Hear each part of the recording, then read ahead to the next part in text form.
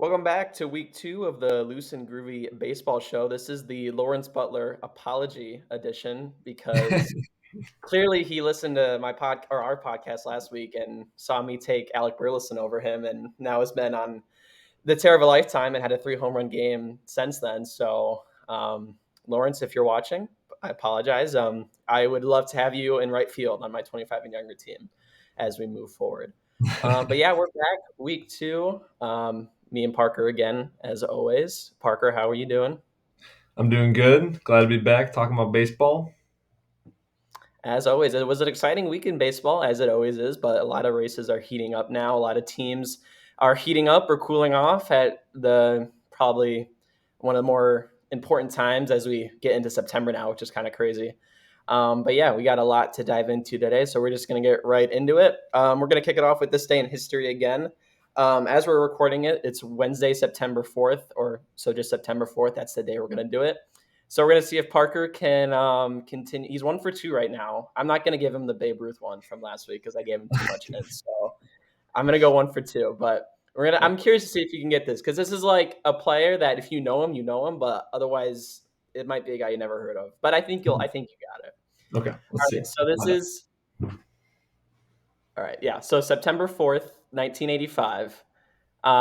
This player hit a pair of solo home runs and singled in another run to lead the New York Mets to a 9-2 victory over San Diego. This was following a 3 homer performance the night before, as he became the 11th player in Major League history to hit 5 home runs in 2 games. Okay. 1985. 1985. There's one hint I can give you if you're really stumped. That I think is a pretty fair hint, but let me know if you need it. Okay. I feel like the guy I'm thinking of, I feel like if I asked the position, it'd give it away. Okay.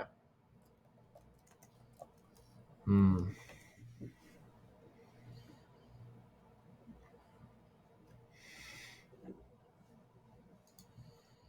No, I feel like I do need. Do you have any particular hint in your mind right now? Anything Okay, specific? well, you know from the question you know the team, right? Because it says the team that won. Do you remember? You said what would you say again for the team? So this was 1985, and this was in a Mets win over San Diego. Okay. So Mets think win. So 85 Mets. it was the Yankee or the Mets, yes. Yeah, I'm gonna I'm gonna go with Daryl Strawberry. I was thinking you might go that way. It's a good guess, but that's not correct. Oh Do you jeez. have any other guys you could think He of hit a from lot of that home team? runs. Oh.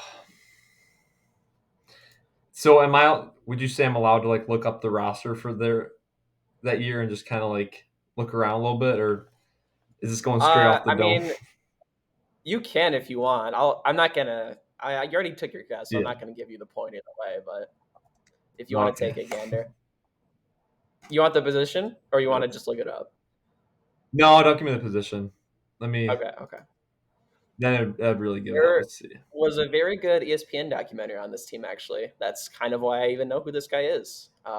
Very impressive hitter Oh, so it's over a a good. little obscure. It's a little obscure, Let's, but he had a lot of good seasons, and he did hit a pretty good amount of home runs in those seasons. So, and okay. he fit the persona of the '85 Mets pretty well. So he's definitely a character, I would say too. But yeah, I'm gonna go Gary Carter, the that catcher. is correct. Gary Carter, catcher for the '85 Okay. Mets. Uh, 5 home runs See, over a 2 game I was stretch. Pretty thinking originally. I was thinking Mike Piazza, but then he was kind of later on. He didn't start till I think the early '90s. So then I was kind of right. stuck on the catcher. Like I'm still thinking. I feel like they had a good catcher before. I totally forgot about Gary Carter. He's a Hall of Famer, 11-time All Star. I feel like he was He's kind of pretty good. underrated though. But You I don't mean, hear about him. I think the whole like again, this there was not much for September 4th. So when I looked through this, the only reason I kind of recognized Gary Carter was the documentary I watched a decently long time ago. But like Daryl Mhm. Strawberry, Gary Carter, all those guys, it's kind of like who I remember from that team, but it's just from the documentary. So I don't blame you for not really being on top of that one. But Yeah. still, Gary Carter, yes, very good player, very impressive feat that he accomplished 29 years ago, I guess. So yeah. Sweet. But moving on, it sounds like you've got a fun little I don't know what you want to call it, question, challenge thing, Yeah. test my knowledge. Yeah. So this is more while yours are like kind of in the past, 80s, Mickey Mantle, all those, or Babe Ruth, I guess Mickey Mantle, it wasn't right. But this is the right now. So I'm gonna quiz you on the active. I want you to see if you can name the top 5 in order right-handed batters in WAR. This season? So just take your time. No, total in their career, but they have to be Oh, currently an active oh, player on career? a MLB roster. And I'll say this: Okay, so none of these guys in the top 5, none of them are in like a minor league system. Like Joey Votto was in the minors. Like these guys are all still on a MLB team right now. I want the top 5 active career WAR leaders for just right-handed batters. So no Freddie Freeman, none of those guys. he's a lefty anyway, isn't he? So is that what you're saying? No, Freddie Freeman? That's what I mean. That's why I said no Freddie Freeman, no lefty batters. Okay, okay, okay. So righty, and then we're going off of WAR. So this is like built up over career. So guys who have played a long time, or usually Yeah, guys who have played longer. Okay. and you're gonna want to. You don't Um. want to focus just on offense, obviously. Like Adam Dunn had like a 15 career WAR. So just defense does play a big factor, as we talked about with the Lindor and Otani from last week. Right, right, right. Oh, this is gonna be tough. Okay. You know, so I like it. It's gonna be tough for me to put them in order, like specifically. I think so. You might have to give me some grace on that. I think I could get players, but order would be tough. But I can try. Okay, Um. I'll tell you this. Okay. I'll consider it a success if you get 3 out of the 5 players, no order, because there's a lot that are kind of clumped at the top that could go either way that kind of make it tough. But if you get 3 to the 5 players, I'll consider it a success. And you gotta get the first one. I'll say that. Okay. Well, immediately when I think I'm nervous about this just because of recent years, but I think in terms of career, number one has to be Mike Trout. That's correct. He's first Okay. place by 17 over the second place, so a decent margin there. Okay, because he plays center too, and he's got a good glove out in center, so that makes sense. And he's obviously one of the better hitters. Um, the next guy I'm thinking of, I know is he's been in the league for a decent amount of time now, but not as long as Trout. But the hitting is insane, and he still plays defense. So I'm gonna say Aaron Judge at 2, but I'm not super confident in that.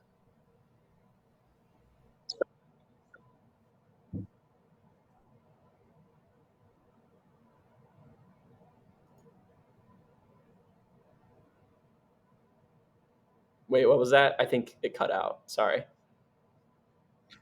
You're gonna say who? You cut out. Oh, I was gonna say Aaron Judge.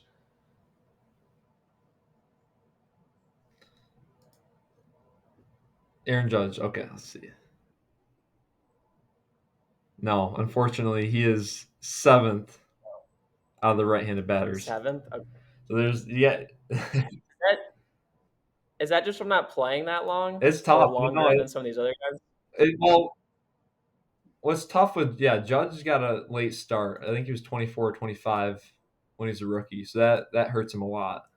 And he was hurt. He's been hurt a decent amount too. I Right. feel Okay. like. Man, I Kind of really focus on gotta think back. longevity more than like prime. Yeah, yeah. More longevity. These Okay. guys are still good, and I don't know. I'll say this. So the top 3 right-hand batters, which you already got the first one in Trout, the top 3 have all won an MVP. The fourth and fifth have not. I'll say that. Okay. Okay. Somebody else just came up. I know he's been playing for longer, and the defense and the hitting is both there. And I know he's won an MVP, so I'm going to go Mookie Betts. That's a great guess. That's number 2. So Mookie Betts, Okay. Trout is number 1 with 86. Mookie Betts is number 2 with 69. Okay. Wow. So that's a big gap between the top two. I know it's Um, crazy. It tells you just how sad it is that Mike Trout's been hurt so long because he was on an right. insane trajectory. Okay. So then that's two. Thinking to three now.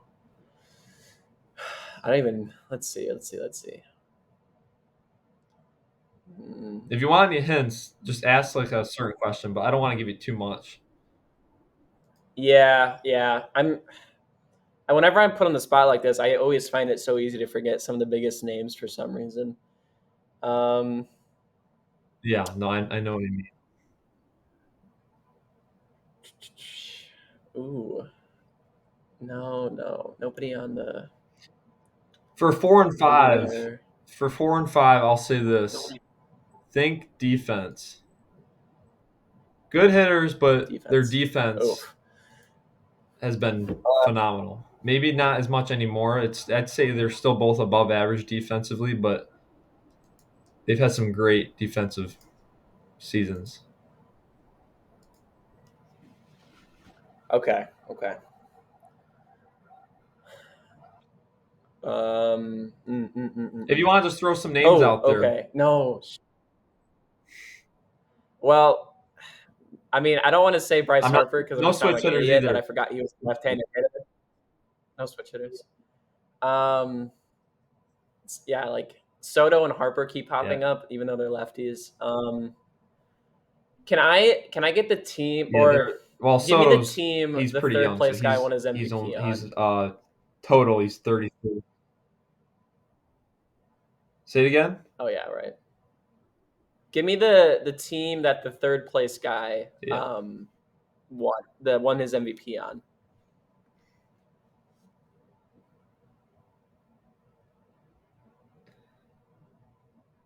Okay. Okay. I'll give it to you. I'll give it to you. This might give it away, but St. Louis,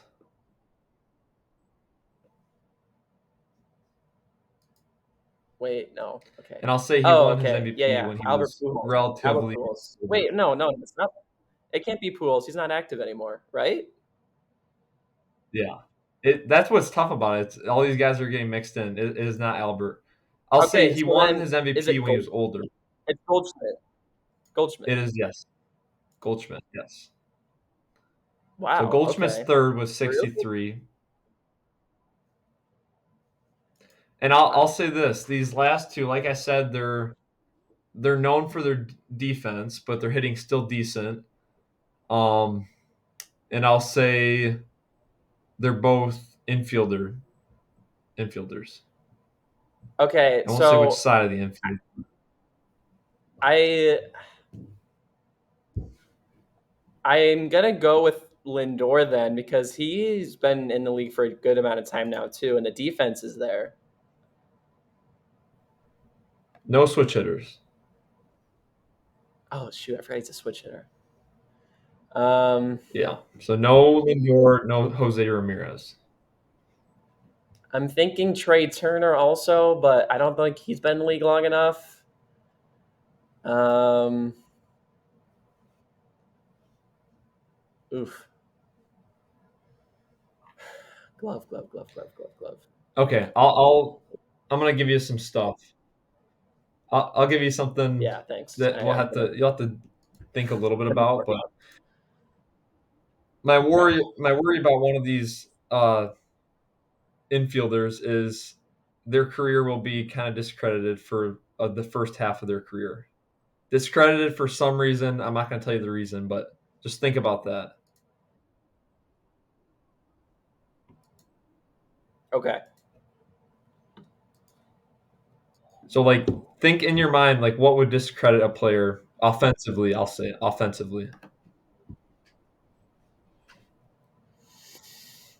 Um. Well, No steroids. I mean, the steroids This, aren't really a big thing yeah, anyways I anymore. wasn't. I was thinking steroids, but you're not really in that.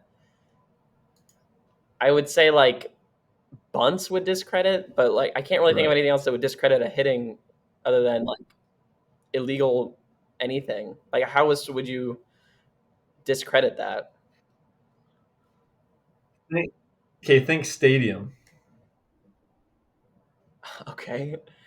Um, So the guys that play here are usually discredited, and that's what I worry about for is this it guy Yankee Stadium because once of he. the short porches on the left and the right? No, it's not Yankees, but they might.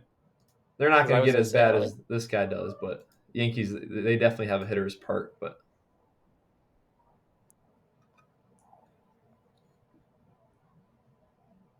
you're gonna have to give me a little more than that. I'm not good with my stadium dimensions. so high elevation, super high elevation. Right. So The balls just fly Colorado is out. where we're at. Yes, correct. Okay. So this guy played here for the first half. Now he's no longer there. But Oh, is this Arenado?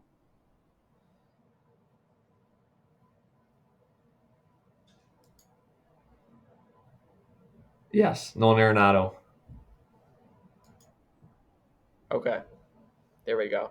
Yeah, Nolan Arenado, 55.9 WAR. He's the fifth spot, so you're missing the fourth spot. Do you want to keep trying at it, or do you want me to kind of guide you?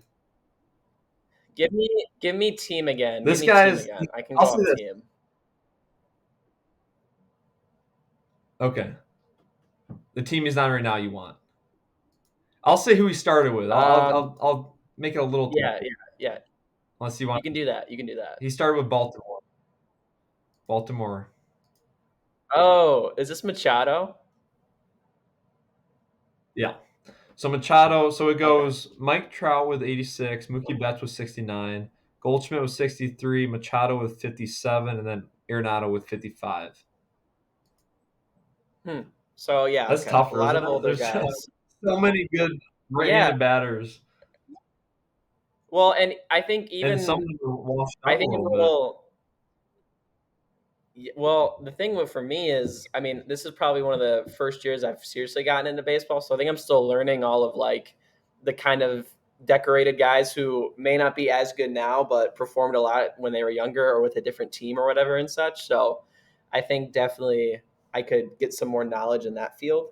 But yeah, no, that was interesting. That Yeah. was a fun way to think about it because you can't. I mean, there's so many like Mike Trout. You don't is not really on your mind at all right now, or like Goldschmidt and Mhm. Arenado being there is kind of crazy too. Because thinking about how long they've been going, and even like remembering Goldschmidt was an MVP like 2 or 3 years ago was kind of crazy too. Yeah.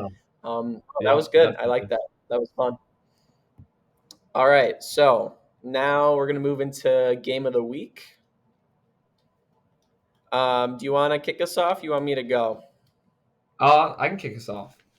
All right, yeah, let's do it. So, I picked the game that happened last night, so a little last minute, but I think it deserves to be the game of the week. So, this was a good pitching duel, but it was by a couple middle of the rotation guys, both left-hand pitchers. So this was Carlos Rodon versus Andrew Heaney.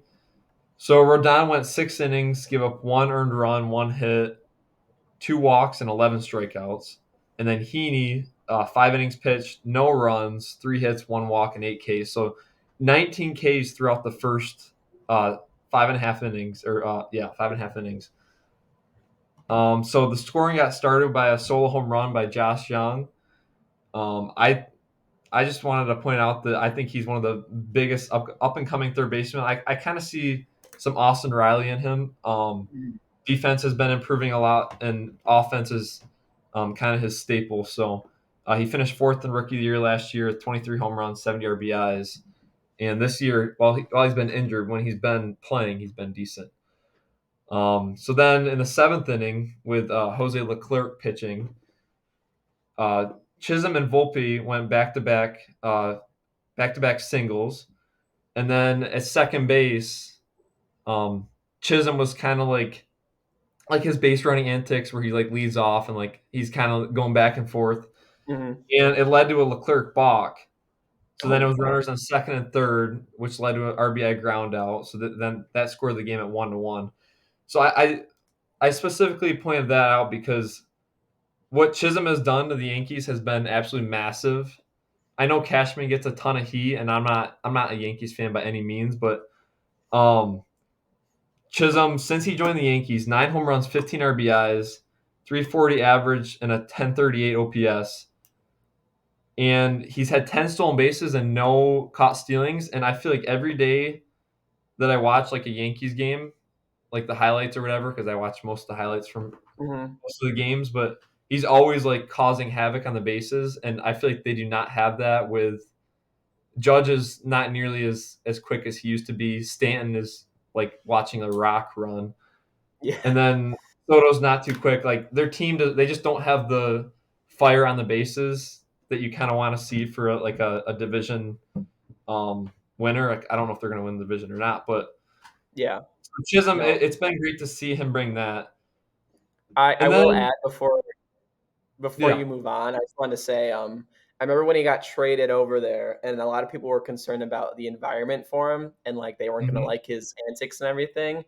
But I remember thinking like, man, this guy's coming from Miami where they're playing, nothing baseball right now, like nothing even matters, yeah, Like Jazz is the kind of guy that like to me like rises to the occasion in those environments. Like he feeds off that energy from the crowd. hmm, And I think he respects them as much as they respect him in that manner. So he wants to put on a show. He wants to perform. He wants to do good. And I think the yeah, numbers are reflecting that now, where it's like he's really plugged into like what they're doing right now and the AL East race and trying to get win the division there. That it's yeah, like it just you can tell he just feeds off it. He loves it, man. Every time he hits a home run, you can just tell he's got all the energy in the world. So yeah, you can keep going. But yeah. No, I totally agree. So then Verdugo had an RBI single off Chafin, Andrew Chafin, in the seventh inning, so that put the Yankees up 2-1. And then later on, kind of like what I just brought up, Jazz had an RBI infield single, which with his speed factoring in again, and then Volpe had a 2 RBI single to make the game 4-1 going into the eighth inning. And this is when it kind of fell apart for the Yankees. So it started off with a DJ LeMahieu error, and he has been terrible this year. And I've seen in all the comment sections, Yankee fans just ripping him apart. And then that was followed up with an infield single, and then believe it or not, Josh Young had another RBI single to make it a 4-2 game. Where then Nathaniel Lowe had a sac fly, so then it was 4-3 Yankees going into the ninth inning. And this is where they call him Heart Attack. Clay Holmes comes in, hey, Clay Holmes all over the news the All Star. Hey, put some respect on his name. today. So the bases, he juiced the bases, so bases loaded, and then Wyatt Langford coming up. And what's cool about Wyatt Langford is, well, he's starting to pick it up, but he has such like hot and cold streaks, kind of like Colt Keith for the Tigers. Like these rookies, you can't expect like them to be great as soon as they come up. But Langford's been Right. great every stop of the way throughout the minors. In college, he was phenomenal, and then in spring training, he was like one of the best hitters. So Ranger fans had a lot like riding on him this year. So he's kind of had an underwhelming rookie of the year, and he ended up hitting the walk off grand slam to win it for them. So that was just super cool to see him kind of. I don't know. You could watching him around the bases, you could kind of tell he like took a deep breath, like because he's been struggling quite a bit. And lastly, this was I'll just say it was Holmes' 11th blown save. So kind of like Oh my god. LeMahieu, Yankees fans are going crazy over that. Well, So and the rest of that Yankees bullpen isn't that good either. So the fact that even no, Clay now is, he's been bad the whole year, but like it sucks to see that because it's like there's not too much of a backbone there when it comes to the bullpen. So no, there's not really many other options. So I mean, I don't know how much blame you can put on Boone, but I don't. I'd say Luke Weaver should take over that spot. But I mean, I guess we'll find out. anybody But else at this point, it seems like 11 blown saves is not something that you really want there. no, I wanted to add on to Langford. He's a guy I keep seeing come up, but like you said, he hasn't been having like the best year. I think a lot of people forgot he hit the cycle earlier this season, which is just kind of like Hmm. weird. He did it in Camden too, and it was just kind of funny to think about. Like when I remember when I saw that, I was like, "Oh man, this White Lingford guy is seeming all over the place. Must be doing pretty good." And like you said, the numbers aren't great, but I think that's okay because he's got called up super early. He's still very young and got a lot to prove. Um, and it's awesome to see him have these moments where it's like, oh, you go for a cycle and then a walk-off grand slam against the Yankees is also pretty cool, especially at Hmm. your at Globe Life. I think that's awesome. Obviously the struggles, like you said, are probably expected. So it's exciting to see him probably over the next couple of years just continue to mature and develop at just becoming a better ball player, especially at the big leagues and making that adjustment. So Yeah. yeah, definitely just a good note there for sure. Yeah. Anything else for that game you want to add on to? No, that's pretty much it. Just overall, just a great game to watch. You guys, if you haven't seen it, just check out the highlights. It's pretty good. Yeah, I think I might. All right. I'm gonna be a little biased here and do the game I went to this past week, just because I feel like that's more fun than talking about a game I just watched. So we're gonna do Tigers Red Sox from I think it was the 30th, August 30th. So this was a Red Sox win, 7-5 in extra innings. And the reason I'm picking it, obviously, like I said, I went to this game and we got this little souvenir right here. I still got to show you this. Actually, I Oh haven't yeah. showed you in person yet. But this was a foul ball off Tristan Casas's bat in the 10th inning. Landed about 2 rows behind me, and nobody else was really there, thankfully. So I was able to just reach back and grab it. Super cool moment. I guess that's the second ball I've gotten at a baseball game. I got one earlier this summer at a Brewers game. Kyle Hendricks threw me up a ball, so that was pretty cool. But yeah, a very cool experience to have that happen. It was my first time at Comerica Park, also. Very beautiful ballpark. I enjoyed it a lot. They got a Oh great yeah. atmosphere there. So yeah, it was cool. I enjoyed it myself a lot. But now we're going to get into the actual game. So this was Casey Mize versus Tanner Houck. Hauk was excellent. He went 6 innings, 3 hits, no 3 hits, no earned runs, and then 6 strikeouts. Mize not so good. 6 innings, 6 hits, 4 earned runs, and only 4 strikeouts. He struggled a bit early on. It was just kind of these 1 run, 2 run innings here and there, and could never really find a rhythm getting going for him. So, like I said, he let up 4, and that was a 4-0 lead heading through the 6th inning because just from the starting pitching matchup alone. So the Red Sox put up 4. Tigers' offense was pretty dormant the whole night until a Kerry Carpenter threw on home run. That was really cool. Very like just clutch moment. Tigers need to get back in that game quick, and he was able to deliver. That was his 14th on the season. And then Jake Rogers followed it up in the bottom of the ninth with a RBI double to tie it up. Super clutch hit as well. I actually thought the Tigers really should have won this because there was only one out when he was put on second there, and they just needed him to have 1 run to get the win. But unfortunately, they were not able to do it. Then we move into extras. Sedan Rafaela hit a home run as well, and that was with the ghost runner, so that made it 6-4. And then Jaron Duran follows that up with a solo home run the next pitch after. That went 431 feet. That was awesome to see. He cranked that. I mean, he drove it all the way out to like I think right center. Moonshot, super cool, super fun to watch Duran play in person. I think he met really good play out in the outfield, and then also had a really good game at the plate. So kind of what Jaron Duran's been doing all season. So that was fun to see. So that made it 7-4. The Tigers get the ghost runner across in the 10th, but it didn't matter. So the Red Sox ended up winning 7-5. Like I said, Jaron Duran went 3 for 5 with a home run in this game, and he had 2 doubles. Connor Wong, also a very underrated player for Boston. He had a very good game as well. He went 2 for 4 with a home run. He had a double and 2 RBIs. Just a couple other notes. I wrote the foul ball.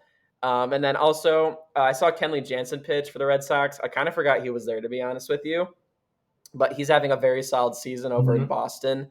But I think as a baseball fan, it was cool to see that because Kenley just has such a fun, unique way of getting set and like pitching.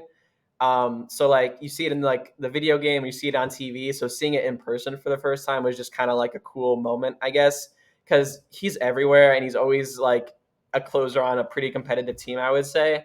So it was just fun to see a guy that you watch on TV and you see that kind of the 2 leg steps and then like the big motion with his arms. It was, I think, just a kind of a baseball moment to be there and see that in person. So something that I just wanted to keep a note on for that as well. And then I just had a couple honorable mentions. I'll try and be quick with these, but on August 29th, the Reds and Athletics played. The Reds ended up winning 10-9, just a shootout. This was the game Lawrence Butler had 3 home runs. I don't know if you saw this, Parker, but after his third home run, did you see what he did after that third one?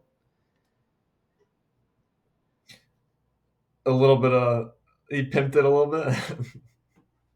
Yeah, I mean, it was just like it looked like it looked like just any other sport where like a big play happened or something clutch, like just a huge like kind of yell and like scream and like really like feeling the energy. I think Mhm. I like guys that It bring was that into baseball. I awesome. think that's fun. So it was cool to see that, and congrats to Lawrence Butler. I think that was his second through third home run, like 3 home run game of his career. So impressive for That's him. Good, happy that's for him. He's hitting the crazy. ball really Yeah. well right now. Yeah, so good for him. That was my one note there. I also watched Astros Royals on the same day. This was Hunter Brown and Brady Singer, so very good pitching matchup. The Royals ended up coming back after being down 2-0 off of Kyle Isbell, bases clearing double. But the Astros scored 4 in the 8th, or yeah, 4 in the 8th to end up winning 6-3. And the Astros actually swept that series too. They took 4 games from Kansas City, which is pretty not good for the Royals, let's say. And then final game I had was the Sunday night baseball game between Braves and Phillies. I just wanted to say I do really like the ESPN Sunday night broadcast. They do a really good job. I think they got the player interviews. Like in one inning, it was Bryce Harper and Chris Sale, and I thought that was cool to just hear them and talk about the game and stuff like that. Um, Not too much offense here. It ended up being a 3-2 Phillies win in the 11th. It was really fun. These are two of the best bullpens in baseball. So it's fun to watch these teams go back at it. And I mean, the guys on offense could not touch any arms in here. I mean, it was so fun to watch. You know, Strahm was pitching. Raisel Iglesias came in. I think it was Joe. What was his name? One guy in the Braves, I can't remember his name, but he was nasty. Just two really good bullpens going at it. Schrellenbach and Nola were both really good on the bump too to start for both teams. Mhm. So overall, just a very enjoyable game to watch. Less offense than usual, but if you like pitching matchups, that was definitely a good one to tune into. But Yeah. yeah, that was all I got. Just a few honorable mentions outside of the game I actually went to. So yeah, if you have Yeah. anything, I'll give you the floor. I just have some stuff to add about the game you went to. First of all, I've been to this past summer. I went to 6 Tigers games. I went to a spring training game last spring. I've been to probably 20, at least 20 Tigers games total. Never even sniffed a foul ball. Nothing. This kid shows up to his first game at Comerica Park, snags a foul ball in extra innings, 2 seats behind him, and still Yeah. somehow comes away with it.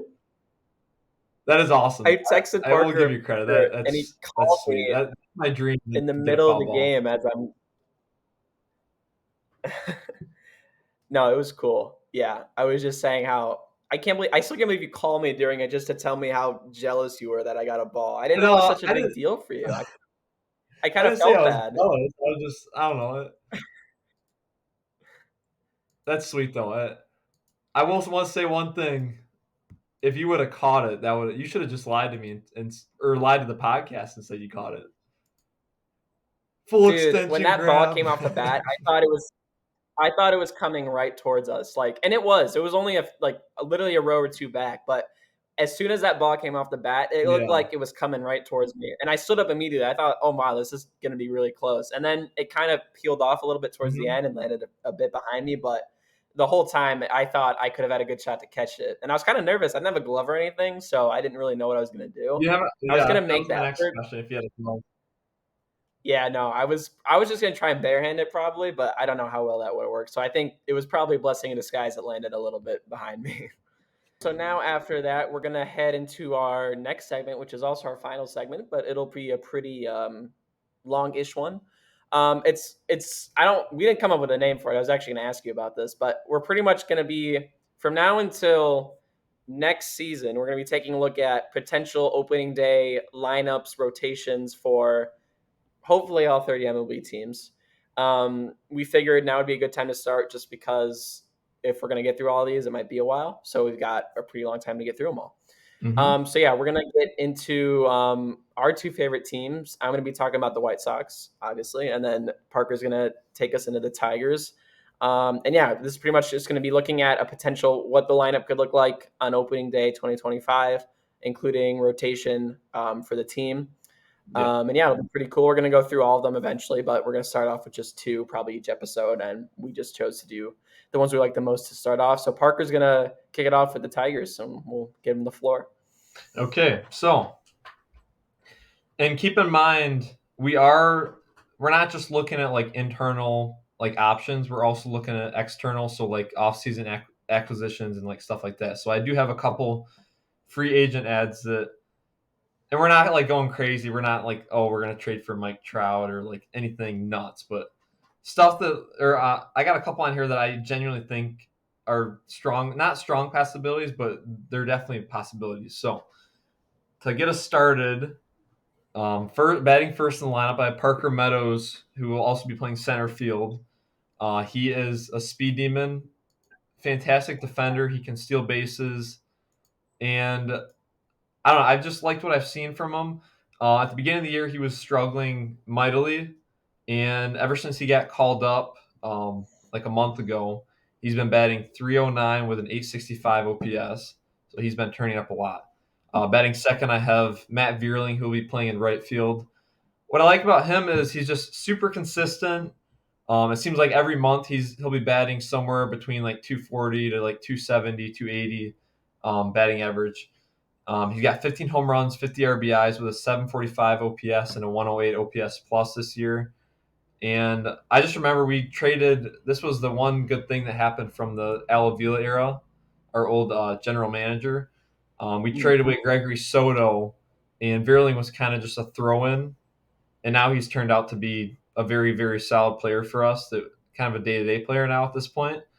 And I'm excited because we got a few more years of control too on him. So batting third, I have Riley Green, he's playing left field. He's had a massive breakout season. His WAR is 4.4. He's got 20 home runs for an 831 OPS, and he got bit by the injury bug a little bit in the middle of the season, but luckily he's back now.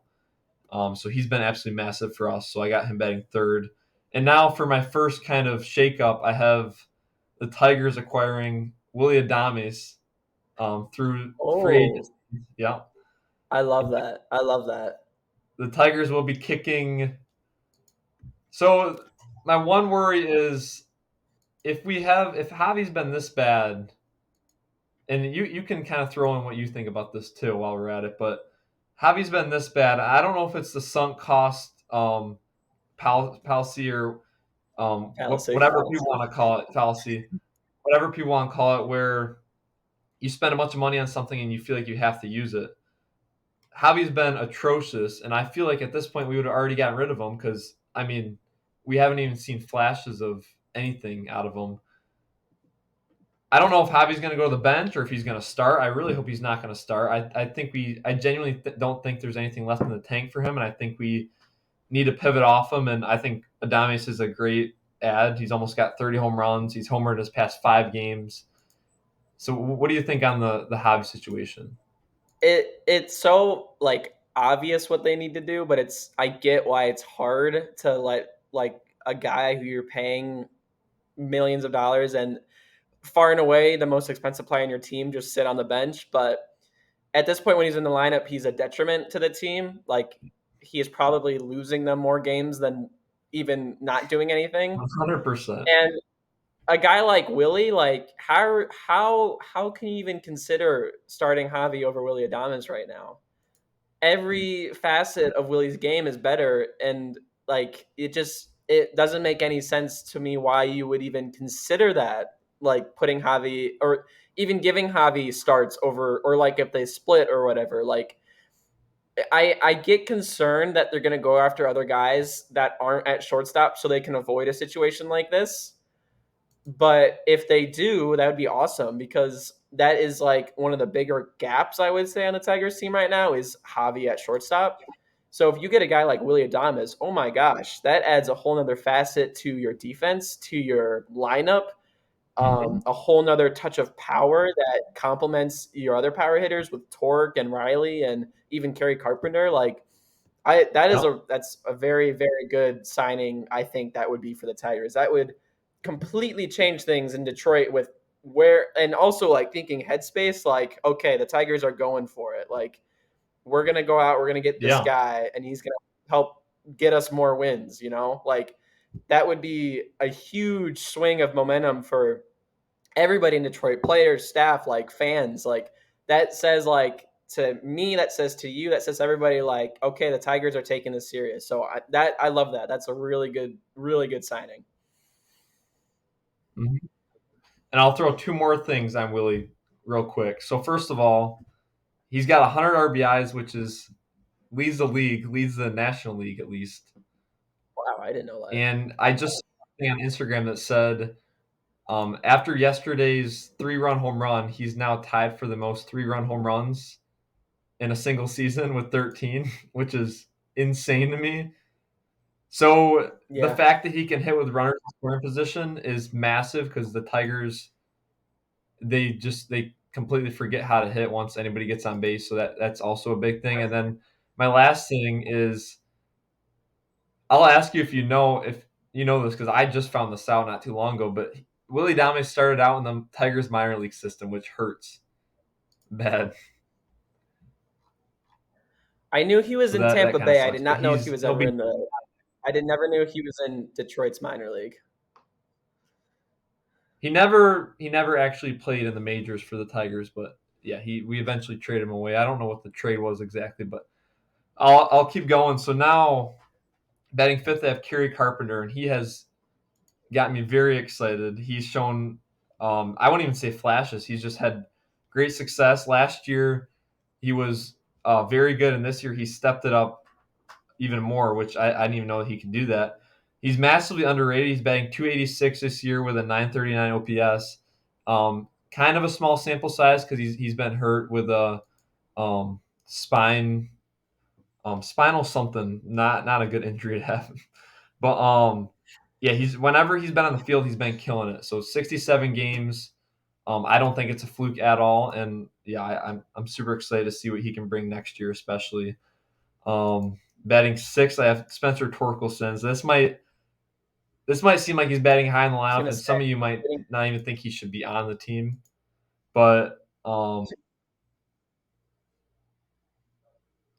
yeah, he's batting 288 with a 920 OPS since he got called up, and just overall, I love seeing the adjustments he's made, especially with his plate discipline. Before, I feel like he'd watch so many balls, middle, just pass by, and then he'd swing it like the one slider that was outside, and it was just watching some of his at bats were just mentally just draining. So he's gotten a lot better with that. He's a lot better against fastballs, which he was good last year against fastballs, and this year it kind of flipped. But ever since he got called back up in the middle of this year, he's gotten a lot better with that. So I'm excited to see what he can bring because he did have 31 home runs last year. So we know that he has major league potential. This is not just he's a minor league merchant or whatever because he's had success in the majors. It's just can he reach a consistent level of that success? So batting seventh, I have Colt Keith who will be playing second base. I'm super excited the Tigers signed him to that 6 year with a seventh, eighth, and ninth year team option. That's awesome. He has I want to say underwhelming. It's kind of similar to Wyatt Langford. They both had pretty high expectations going into the year, but you can't, like I said, you can't expect much out of rookies. 695 OPS, but in like 90 at bats between March and April, he had a 387 OPS. So he from that point he really has flipped it on. He's been the best second baseman out of the rookies since March and April. So that's a pretty big improvement that I think he can build off of even more next year. So batting eighth, I have Josh Young, the Jace Young. Sorry, I get the two brothers. I talked about Josh earlier in this episode, but wait, are they brothers? they are brothers. Yes, if you look at a picture of them, they look pretty similar. But That's another thing that gets me excited. I don't know. There probably isn't really much correlation between this, but if the brother's good, I feel like I don't know. The other one has to You be think good. that would It just has yeah to be. that would drive the other brother to be just as good, but probably not. Um. Maybe. Anyway, so Jace Young, 14 home runs and 60 RBIs with an 831 OPS in AAA. He got called up not too long ago to the Tigers. Hasn't really shown too much, but I mean, it's too hard to tell kind of when it's this early. But I'm excited to see what he can bring, and it's not like he's batting cleanup or anything. I got him batting eighth, so batting ninth now. I kind of had this catching duo of Dylan Dingler or Jake Rogers. Since school will be starting opening day, if presumably since he should be healthy, it would be Jake Rogers because he always catches Scooble. But Dingler has had 17 home runs with a 938 OPS in AAA, and Jake Hmm. Rogers, while he's had a down year this year, last year he had 20 home runs. So if he can just tap into that power again, 20 home runs as a catcher is not does not happen too often. So that'd be massive out of a nine hitter, especially. I do expect Jake to have most of the uh, to catch most of the games, or at least 2/3 of the games, but we'll see with injuries and everything. So now I'll jump into the starting Wait, rotation. wait. I have a Yeah. few. I'm just gonna add on a few Okay. things. So, um, I was waiting to hear when you were gonna put Torque in. I think six for what we've seen from Torque this year, six is totally respectable. I think if he builds off of 2022, no, 23 Torque, I guess Yeah. we could see Torque move up to like three or four or whatever, like a kind of like cleanup guy, because that's what he should be really. Yeah. I understand now he's probably not kind of where he needs to be for that, but if you get the Torque that you drafted, you've like seen, then Torque hitting behind Willie and stuff like that would be insane. Yeah. So yeah, good note on that, and then Keith in seventh, I liked a lot too. Jung or Young, I guess is how you say it, eighth. Mhm. Ninth. I've Dylan Engler is a good one too. It'll be interesting to see, like you said, how much they use one or the other, or like how you said, Rogers always catches for Scooble and stuff like Yeah. that. But like I think generally speaking, that is a lineup that gets, like I've said, Tigers fans excited for next season. Yeah. So I like what you put together. That was good. So go into the rotation. Well, now that you kind of brought it back up again, I do have my little baseball story. So while Oh, he got a foul ball, and a foul ball to me, some of you might not agree with this, would be even clearer than what happened with me. But I went to a spring training game when they played Toronto this last spring. Me and my family were in Florida, and we figured we might as well buy a ticket while we're down here, take advantage of it. And first of all, Danny Vogelbach hit a home run that game, so just another cool thing to see. Meatball Maeda was on the mound too. He was pitching for oh us. my I love that name so much. It's so accurate too. Yeah, if you watch him, you know what I mean. But anyways, so me and my brother, and I'll say that me and my brother do not look like little kids. There's a lot of little kids there. Me and my brother were set out to get either a Torkelson, and this is after the 31 home run season. We had no clue what he was going to do this year, that he was going to be this bad, but we were set out to get either Torkelson or Riley Green's autograph. So after every inning, we walked up to the ushers, asked us like, what's the best spot we can go to, like because they get taken out halfway through the game and they just leave. They don't even stay in the dugout. I didn't know that. So they'll just head to the clubhouse and do whatever, play video games. I don't know what they're doing, but I didn't know that either. Wow. so after every inning, because we don't know when anybody's gonna get taken out, we walked up by the kind of close to the dugout, but there's a big net there, so it's kind of hard to really do much. But we would walk up there every inning, no success, and then after like 5 innings, I don't know, we were starting to kind of give up, but we gave it another shot, me and my brother, and I got up to the front and I had a baseball in my hand and a pen, and I eventually I saw Parker Meadows, Torkelson, and who else did I see? It was a player that wasn't too notable. It might have just been like a hitting coach or something, but um, and I feel like I had to pick out one guy, so I picked out Spencer Torkelson. I'm like, Spencer, come on, sign whatever.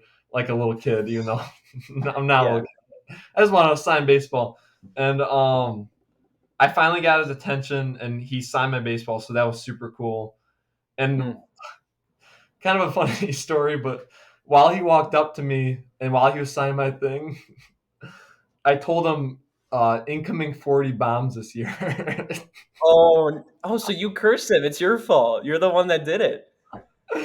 I said that, and he smirked and nodded, and then to see what Oh, he's done this year, it kind of makes me cringe now thinking back I at bet that. every time he strikes out in Detroit now, he goes back to spring training and remembers when Parker Westphal told him he's going to hit 40 bombs this year, and Good, he's got give him a little 7. drive.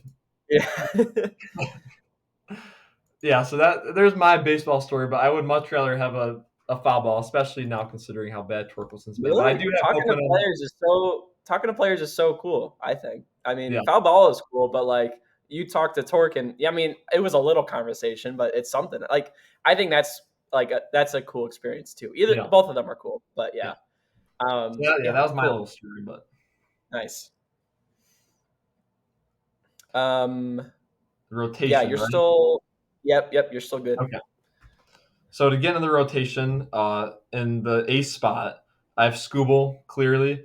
He's on pace to win the Cy Young, and as of right now, if the season ended today, he would be win the Triple Crown. And I know it's not as big of a feat for pitchers as it is for hitters, but still super impressive. I think Sale might be also leading in all the Triple Crown categories in the National Close. League.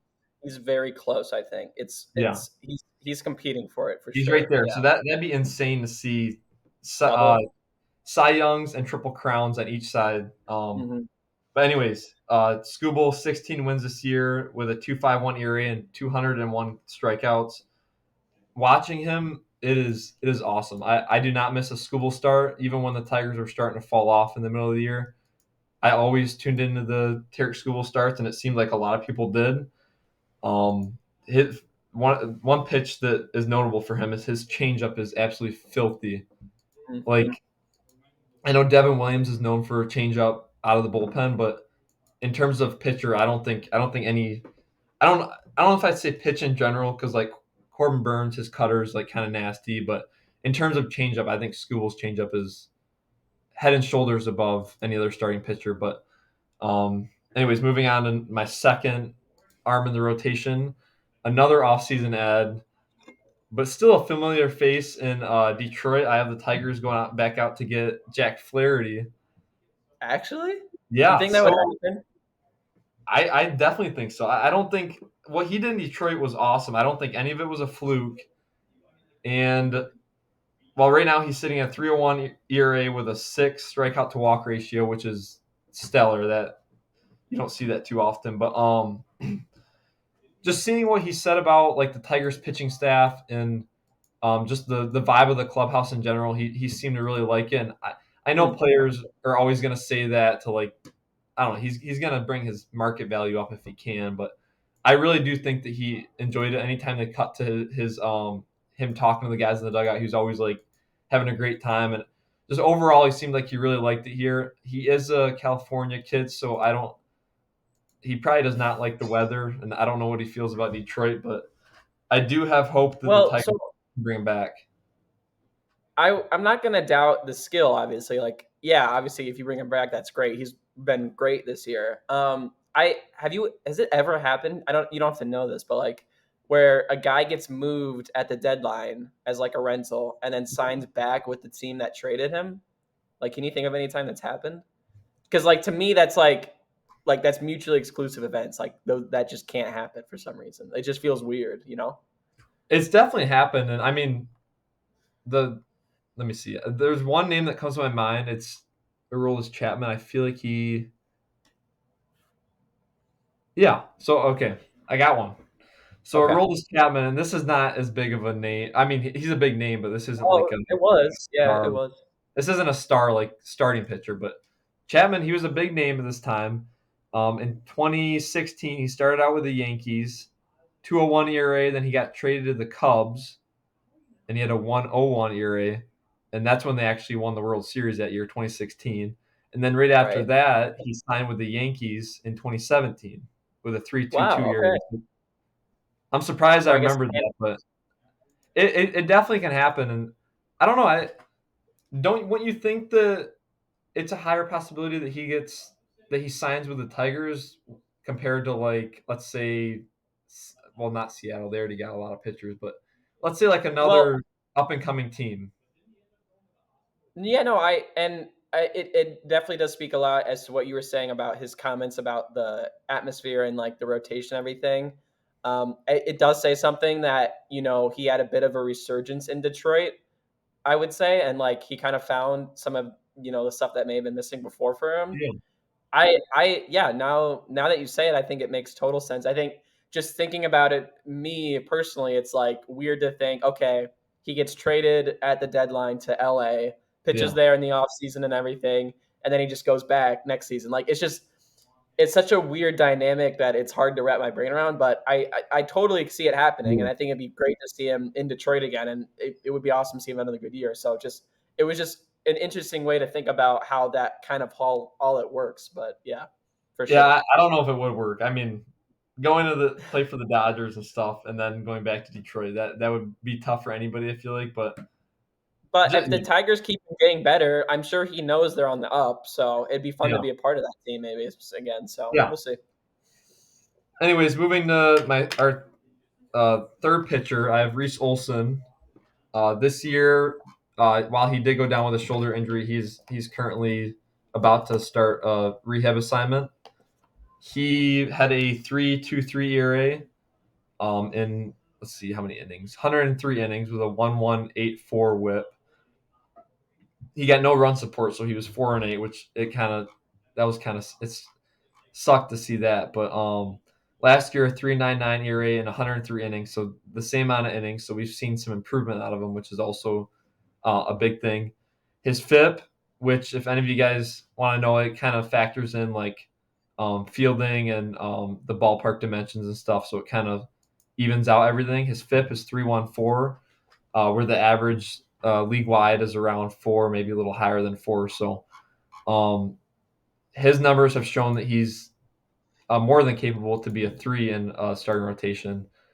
So I'm super excited about that. I think he'll get even better. I don't think he's got the capabilities to be like a 1, um, borderline 2, I would say maybe. But yeah, so I think he can keep progressing next year. And then the fourth spot in the rotation, and I don't think it's any secret that he's going to get called up, is the number one pitching prospect in the MLB according to um, the MLB's actual website, and this is Jackson Jobe. He's got a 2.02 ERA with a 1.07 WHIP in Double A. So while he hasn't reached Triple A, which is I guess the level right below the majors, he's kind of just skated on by through all of the levels in the minor leagues. So I'm super excited to see what he can bring. I've watched a couple of his starts, not live. I've just watched like a few innings here and there from like recordings that I've had. Um, and his stuff definitely is up to par with like some of the other big names in the league, I feel like. And he's only going to get better. I don't know if I'd put him on the same tier as Skeens because Skeens is just otherworldly. But yeah, I'm super excited to see what he can bring next year. My fifth spot in the rotation, I have similar to Torkelson, another former number one overall prospect who has not really um, lived up to the prospect status that he originally had. But this is Casey Mize. This year he has a 4.25 ERA. Similar to a lot of other Tigers players, he has had some pretty big injuries this year. He's only pitched 84 innings with a 1.4 WHIP, which is that WHIP is not where you want it to be for the majors. But for a 5 spot, I mean, you don't want to ask for too much. But last year he missed completely with Tommy John surgery. And then in 2022, he struggled mightily with a 5.4 ERA in 10 innings. So he didn't pitch much there either because of injuries. And then 2021 was the year where it was kind of like looking really good. He was 24 years old with a 3.7 ERA. So if he can just go back to that like 2021 season with that 3.7 ERA or even like 3.9 or 4 ERA, that'd be awesome, especially out of a five starter. So if all these guys that I'm talking about in the rotation, if they can all be what we know they can be, I think it's going to be a super exciting year for the Tigers next year. Mize was the number one prospect at one point. He was a first overall pick. Oh, I okay, okay, don't okay. know if he Wow. reached the number one prospect status after, because I know pitchers kind of it's a lot harder for them to be number one like on the actual Yeah, rank.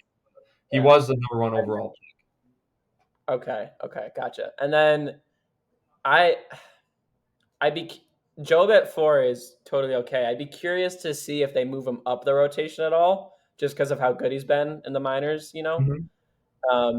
Because if right now with the way you have it, it'd be Flaherty and Reese above him. Yeah, I could definitely see him being above Reese at 3. Maybe not Flaherty if he's there at 2, but yeah. like, man, imagine a Scooble Job back to back bump day. That'd be that'd be That'd be nuts. awesome. That's the dream, but Yeah. injuries, I don't know. It always scares me with the injuries because you nothing's ever set in stone anymore. It seems like I mean, look at the Dodgers rotation; it's just decimated. So Very good hopefully point. everything can fall into place. But Well, there's your 2025 Tigers, yeah, maybe the Tigers, yeah, potentially. I Willie like it though. Adames and Jack Flaherty. Hey, I only had one free agent signing in Chicago, and that's for a couple reasons. But Yeah. um, the White Sox, I don't think are going to be much of grabbers this offseason, and I don't think anybody's going to want to go there anyway. So yeah, Hey, uh, don't sell them short. Come on. we'll transition over to me now. Thank you, Parker, for that. That was great. And then we'll get going on the White Sox. So I do want to preface this by saying this team is not going to be good again. They're going to be better, but they're going to be slightly better. They're not going to be good still at all. And it's tough because this is a year where they were so bad and yet they barely sold at the deadline. So it's like the improvement is not going to be that much, especially because the guys they did get are so young that you're not really going to see them next year or in a few years anyway. Um, so it's weird because like you would expect them to start to get better after this year, but they probably aren't going to be too much better next year. Because you have still have Crochet and still have Luis Robert, which are guys you were probably looking to trade this offseason because obviously they're no point to win right now. But anyway, I'll just get into it. So leading off, I've got Corey Julks out in right field. So this guy came over from Houston this season, and he got a lot of playing time earlier in the year when Andrew Benintendi was out, and he was really good. He was a lot of the White Sox offense for the little bit of April and May. So just to like say that in May, his numbers were 297, 395, 46 with an 882 OPS. So he was hitting the ball very well.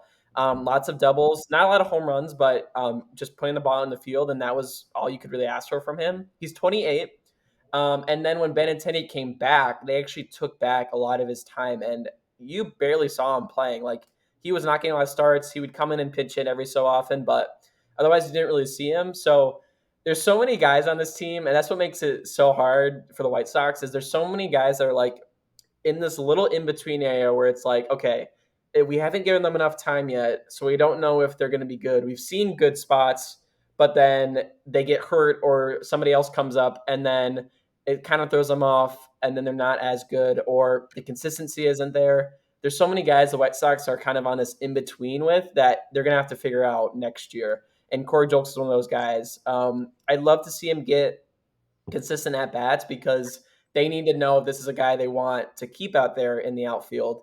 I think he could be. I just want to see more of what we saw earlier this season and more playing time.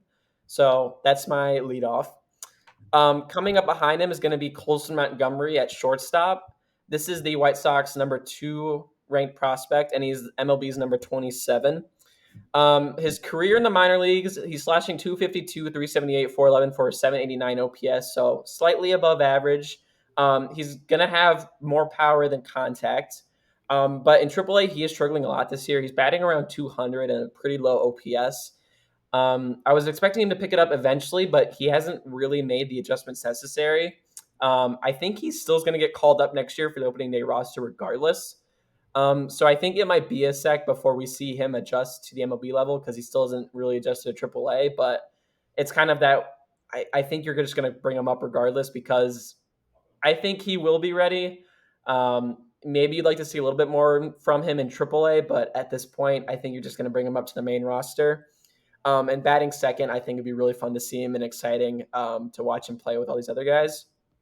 Batting third, I have Luis Robert at center.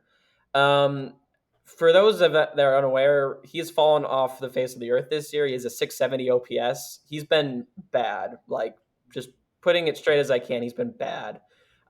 He had an injury that took him out earlier this season, but before that and after that, it has not been good. He's trying to pull every pitch, and when he does that, he's out in front on everything and swinging at sliders that are a couple feet outside the zone. The amount of times I've seen Luis Robert in an 0-2 count is pretty upsetting, to be honest with you. It always seems like he's down and trying to fight his way back. He's lost the home run power too. He's not even hitting for power right now. Just all facets of the game seem to be down. Earlier this season, he dropped a fly ball out in center. I don't want to say he's checked out because I don't think he is. I just think it's just been a tough year, and it's been a tough year for the entire team, obviously. So yeah, we would love to see him come back to the Luis Robert we know, and hopefully he can fill in that third slot again and do what we know he can. So, and then this might be kind of interesting, but he's been batting all over the lineup this whole year. But in fourth, I have Andrew Benintendi out in left. Oh Now me yeah. and Parker joke a lot about Benny Boy here. He's an interesting guy, not well liked in Chicago right now because of that crazy contract he got.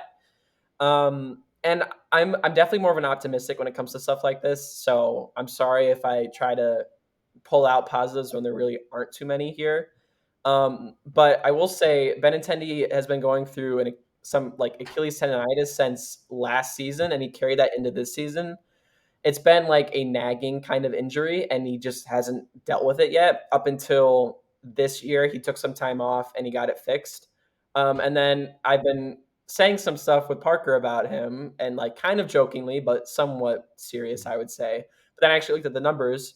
So this past month in August, he slashed 278, 363, and 589 for a 952 OPS. Far and away been the best Red Sox hitter on the team. Nobody else is really hitting good at all right now except for Andrew Benintendi. So I think seeing that now, he's getting some of the power back because you can't really plant well with your Achilles is all messed up, and I think that was messing it up. That also messes up how you play defense out in outfield as well. So Hmm. I'm hoping that he can build on this and actually be a valuable anything valuable for the White Sox just because of what we're paying him. Like it's the same thing with Javi out in Detroit. It's like, Yeah. okay, you're paying him all this money, but he's not doing anything. He's actually probably even worse on the field than some other guy. But we're starting to see signs of, okay, maybe it wasn't an awful signing. It's still not great, and the numbers on the whole season are still pretty bad. But it's been good to see him find something that maybe he can carry into next season. So fourth is where I have him.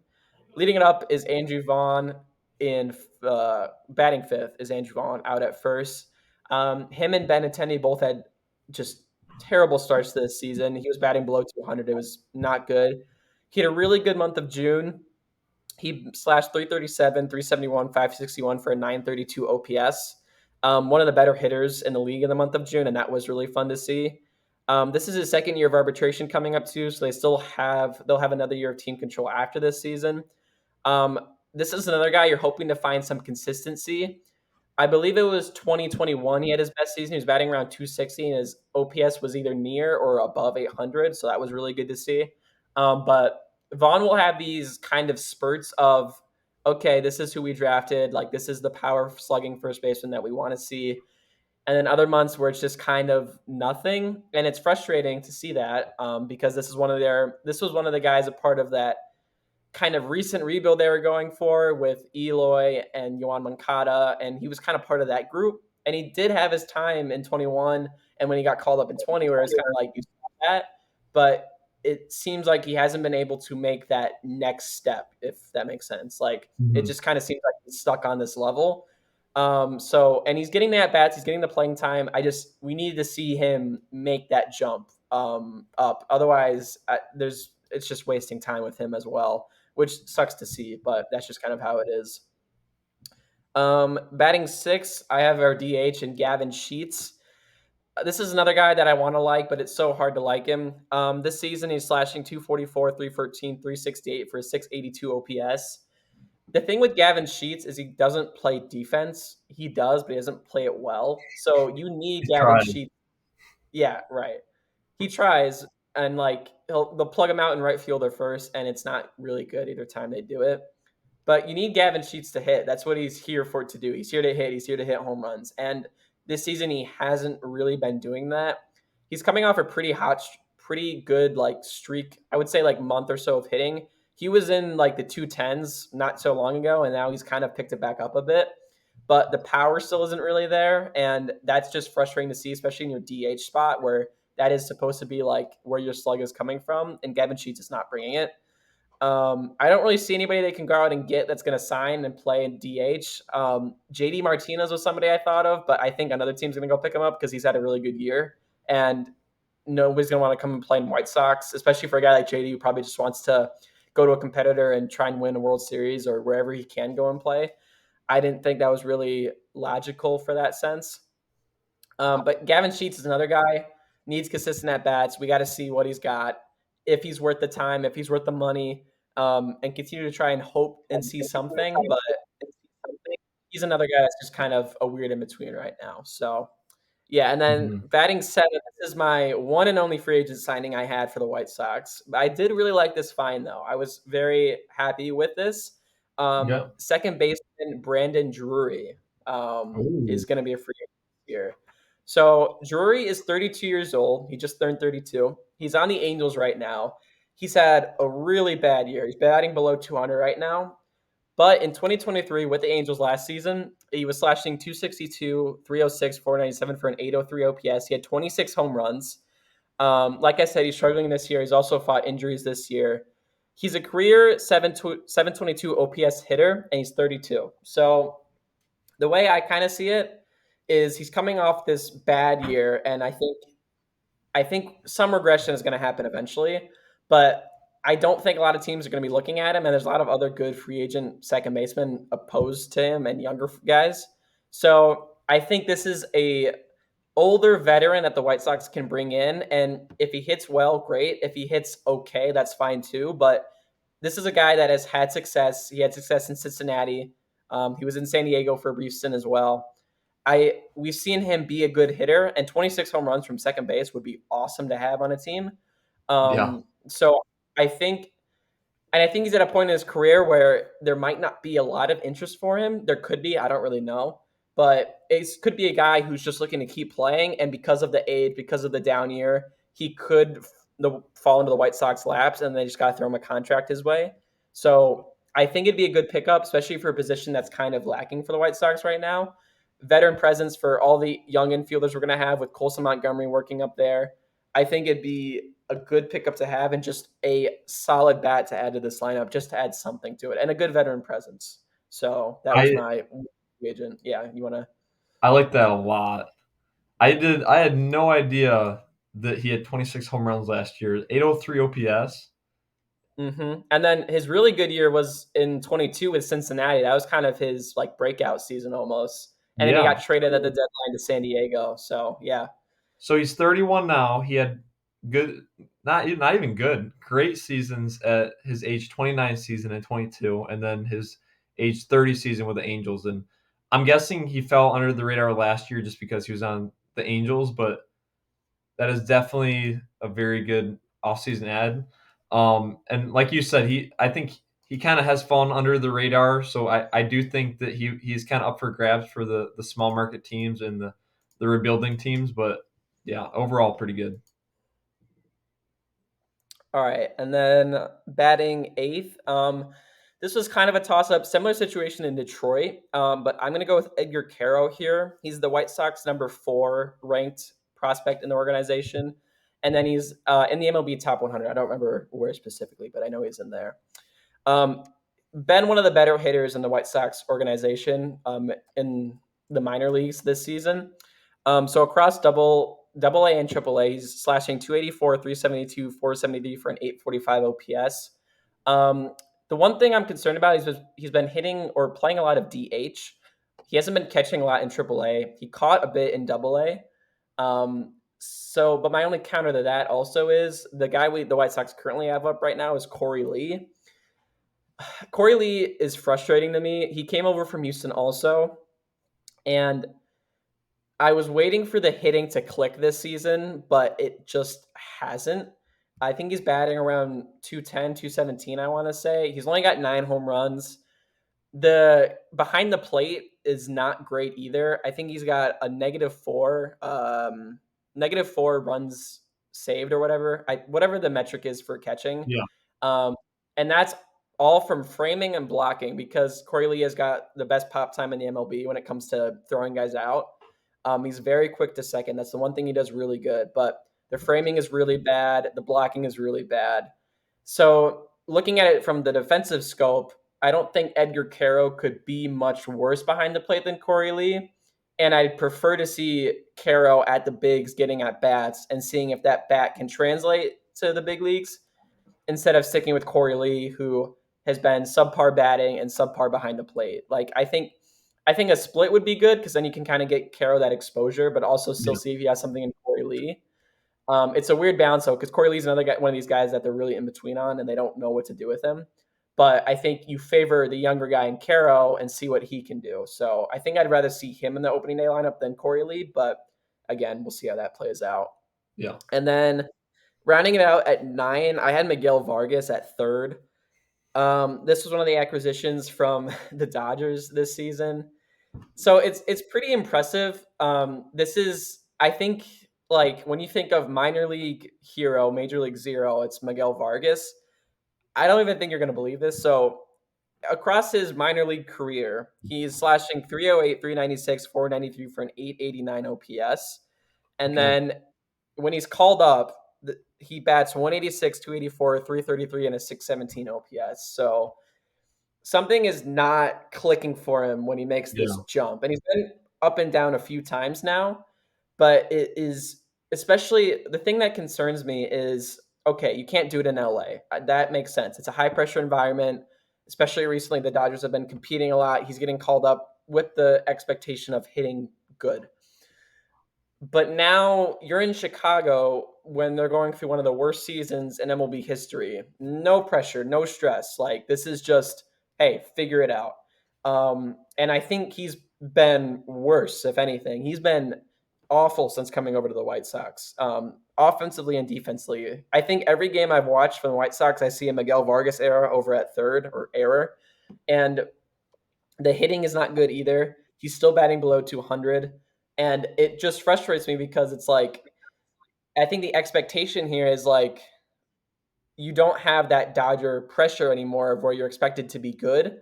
I think the White Sox are giving him loose reins of like, hey, you're on the major league roster, but we're just going to see what you can do. And, we're not trying to win right now. Like, we're not trying to make a playoff push. We're not trying to win a division. We're just trying to, go out there and win the game. Right.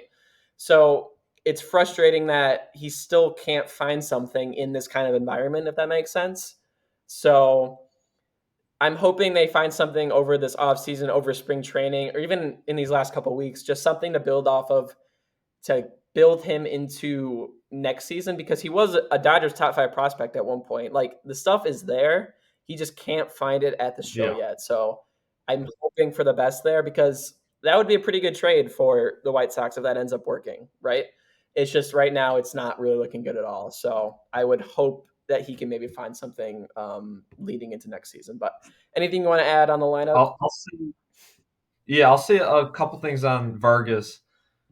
I'm just looking at his numbers. You said he is batting under 200. He's batting 176 right now in the year. But before he came over from the Dodgers, he was with the Dodgers, 3 home runs, 9 RBIs, 240 batting average with a 735 OPS, and his OPS plus was 107. So How many 7% games? better How many than league games is that? average. That's only 30 games. So that's Okay. 30 games, 80 plate appearances, and he's had 96 plate appearances with you guys. So kind of split down the middle almost. And then so now with the White Sox, one home run, four RBIs, 122 average, 195 slugging, which is insanely small, and a 435 OPS for a 27 OPS plus. So he has pretty much next to nothing. Like that's as close to an automatic out as you're going to get. And like you said with the environment thing, while everybody's makeup is different, like with how they handle pressure and stuff, and who knows, maybe he might not even care. He probably doesn't even care. Um, but that is a little bit alarming because I mean you'll see guys go to the Yankees and they're just like they crumble because they can't handle it. But like you said, there's literally zero pressure going there. It's kind of like I think this is a good example, but when Brent Rooker, ever since he's went to the Athletics, he has been crazy. Like they've gave him the run to go out there and play every day. There's been no pressure, and he's taken advantage of it. I feel like he's taken advantage of the low pressure environment. So if Vargas can somehow find something there and just understand that he doesn't have to be like the best player on the White Sox, but just Hmm. provide them with like a decent return for what they gave up. Yeah, for sure, for sure.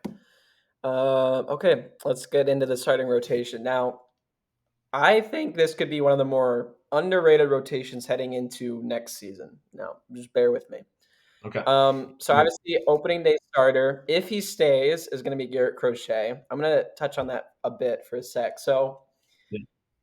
obviously, it didn't work out trading him this at the deadline. I think it was a few things. It was the comments he said before it about wanting to be a starting pitcher, wanting to get a contract, and then it was also how the market ended up going with guys that got traded before him, and then like what their value was at. A few factors playing into that, but I think they still do have the option to trade him in the offseason, which they are 100% in a position to do so, especially because they drafted Hagen Smith out of Arkansas this year. Mhm. Literally another tall, strong lefty arm. It's Garrett Crochet. And like it's all with all White Sox pitchers, it's just strong lefties. Yeah. So if they want to, they totally could because now we've seen Crochet go a full season. They've limited his innings towards the end here, but it's good to see him complete a full year as a starting pitcher. That's good, and they're going to get more value here than what they would have gotten at the trade deadline. I think the other option is they could wait until the trade deadline next year. But assuming they want to do it at the offseason, they could get a really good haul for this and bolster areas of the farm system that are weaker, but you're not losing the future pitching because the pitching for the White Sox looks really good for the next couple of years, I would say. Hitting, I think, is a little weaker. So if you can get prospects that, high A, double A guys that are younger, but, you'll see them in 1 to 2 years maybe, I think that would be a smart move. But we're going to assume for now he'll stay with the team heading into next season. I don't need to talk about how good Garrett Crochet has been this year. The last outing I watched, he had 7 straight strikeouts in only like 3 innings. So he's been amazing, Mhm. still doing amazing despite the limited innings. I think he's feeling good too. I think you would love to go more innings. They're just not letting him, which makes sense.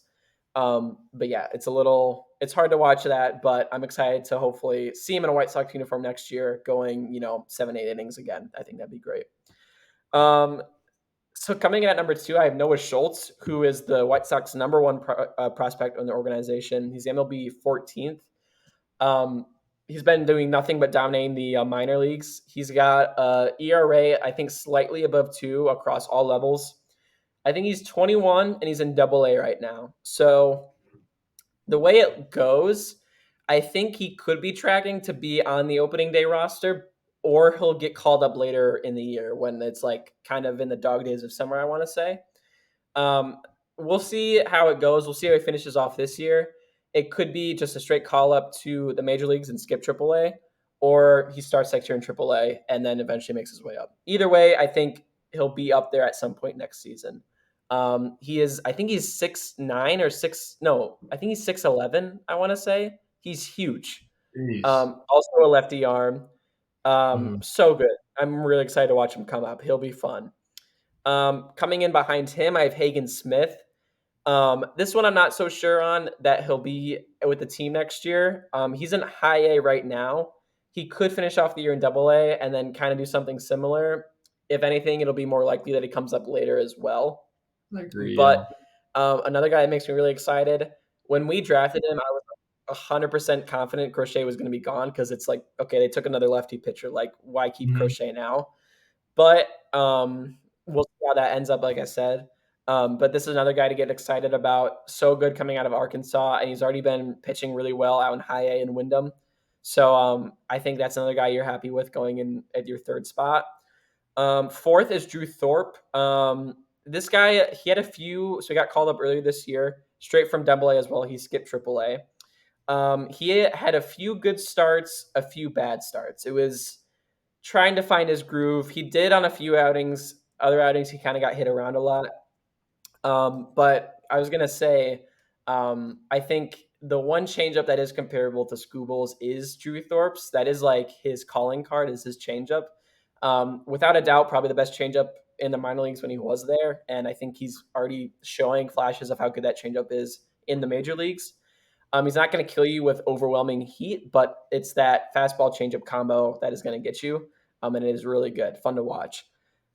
He did have season-ending elbow surgery recently, so he's going to be done for the year. But the team is expecting to make a full recovery by spring training, so that's good news. Mhm. Um, if Hagen Smith or Noah Schultz isn't up, he could be a guy that's sliding in 2 or 3 in the rotation. We'll see if they keep any veterans around or sign some older guys to kind of come help fill this rotation. I wasn't really sure about that, potentially, but we'll see. And then fifth, I have Jonathan Cannon. He's also been pitching this year alongside Drew Thorpe. He's another guy who's still trying to figure it out. This is his first full season in the bigs. He's been all right, actually. The stuff is there. I like his sinker a lot. He's got a sweet arm angle also. He had one start against Houston. He went 8 and 2/3 innings of shutout baseball, almost went the complete game, but then they pulled him for the last out because he was just kind of slowing down a bit. But he's got really good stuff also. I'm excited to see him hopefully in the rotation next year and watch that ERA come down because I do think it will. I think he's got the tools necessary, and it's just going to be more innings, more innings, more innings, continue to develop what he's got. And I think he's going to be a really good back end guy for the White Sox if they need him. And then I also had like I guess a sixth spot. There's so many young arms right now that could come up, and both of them are actually or have been up this year at some point. Mhm. Kai Bush and Jairo Iriarte. Um, Iriarte is up right now. Kai Bush is back down to AAA. These guys could come up at any point. I think next year too. Both really good in Double A. Bush couldn't really translate to AAA, and then he struggled a bit in the MLB. He was walking a lot of guys, and then Iriarte is up as a reliever right now. So we'll see how they kind of work with them next year. I wasn't really sure how that ended up, but I just figured I'd shout them out. So Yeah. yeah, what the abysmal 2025 White Sox could look like. Still going to be pretty bad, but hoping to learn a lot about this team for the future next year, I think is the main goal.